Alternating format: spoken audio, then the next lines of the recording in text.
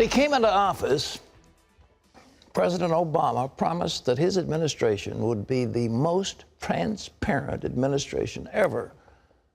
Critics say the White House has been anything but transparent when it comes to find out what really happened at a place called Benghazi. John Jessup has that story from Washington. The accusations range from a cover-up to stonewalling to simply telling a lie.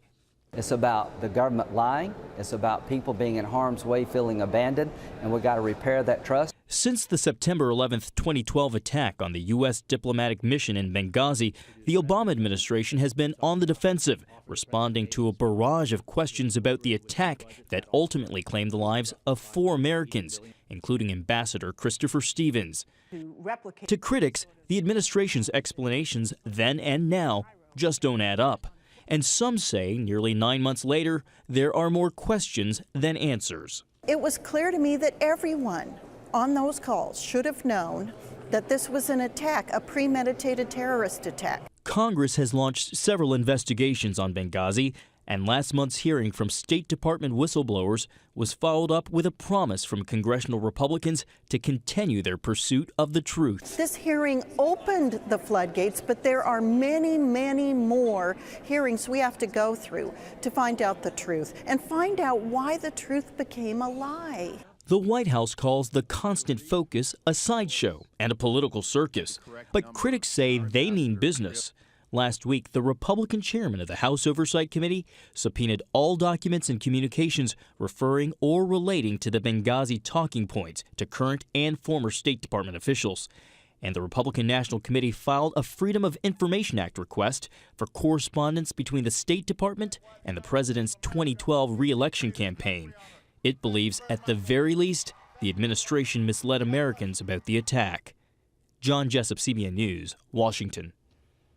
Well, with us now is a good friend. He's an amazing historian, amazing student of what has gone on in the Christian aspects of our nation and the nation itself. Bill Federer, it's a delight to have you with us. God bless you. Pat, great to be with you.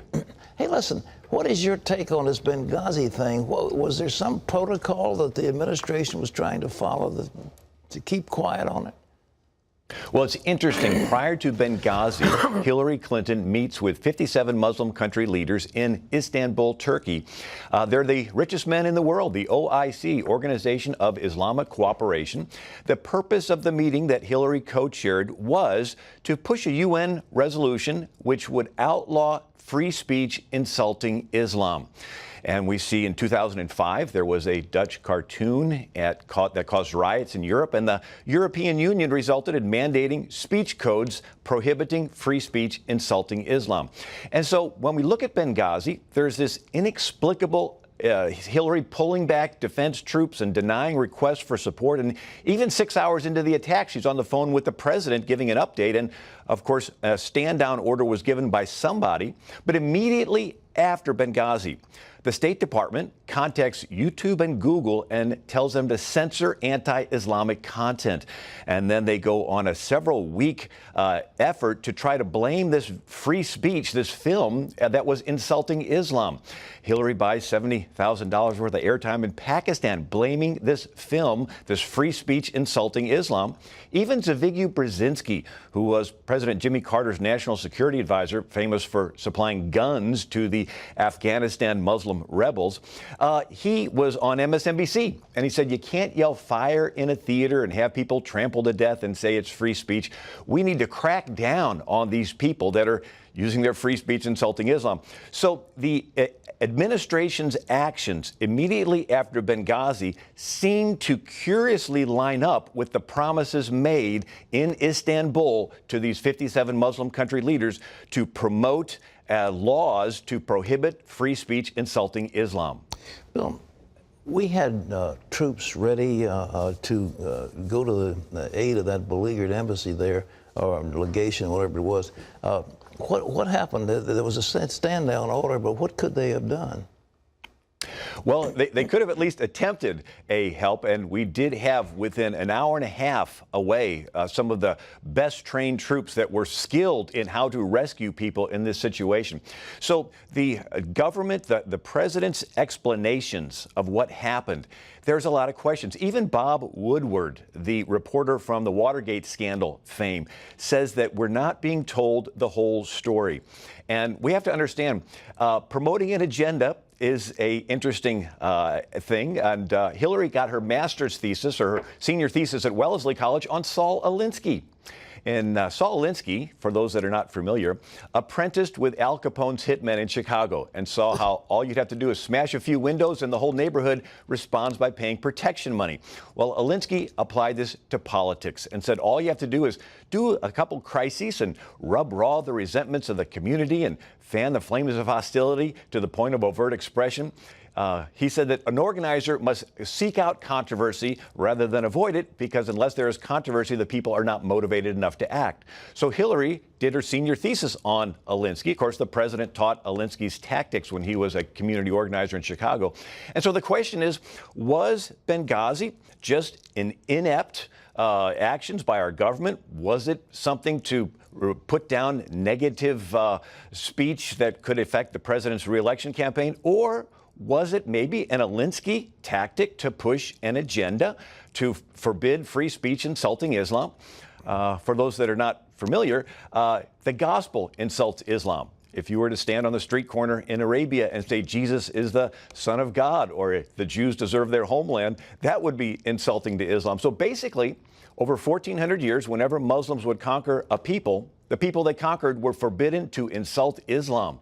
So we're talking about a global goal here of establishing Sharia law, and we came very, very close to it happening right after the Benghazi attempt with this effort to forbid free speech insulting Islam.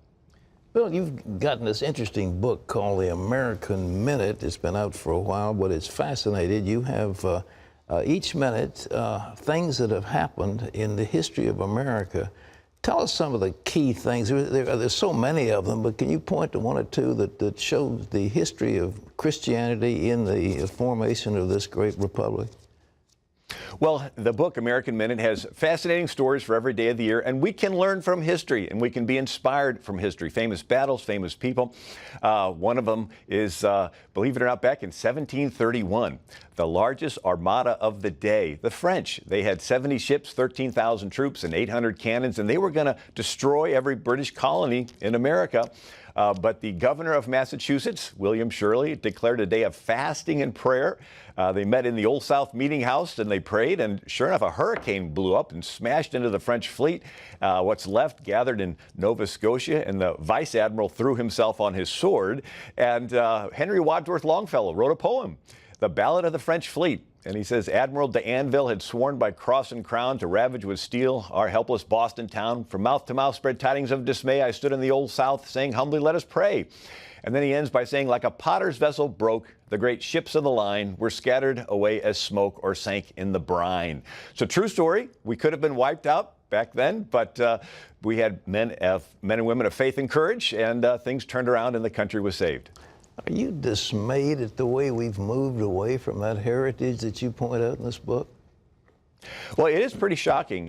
One of the things I did is read through every charter of every colony and found that every colony was started by a different Christian denomination. So Virginia was Anglican, Massachusetts was Puritan, Rhode Island was Baptist, and New York Dutch Reformed, Delaware and New Jersey, Swedish Lutheran, Maryland Catholic. You get the picture. And they didn't get along, and they would chase each other out of each other's colonies, but then they had to work together against the King of England during the Revolution.